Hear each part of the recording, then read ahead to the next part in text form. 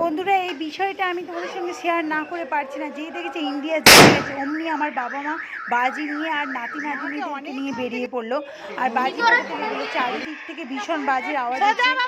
তো শ্মশান কালী পুজোর সামনে হচ্ছে, সেখানে একটা মারাত্মক আওয়াজ, সেখান থেকে ভীষণ বাজির আওয়াজ আসছে। তো আমার বাবা মাও বাজি ফাটাচ্ছে। দেখোই আমার মায়ের একটা বাজি ফ্লপ চলে গেল, ওটা ফাটলো না।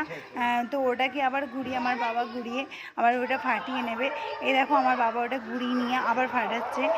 তো এরকম করে একটার পর একটা বাজি ফাটিয়ে চলেছে। তাতে এই বাজির আওয়াজে দেখো আমাদের গাড়িটা কীরকম খেপে গেছে, ভীষণভাবে আওয়াজ করছে।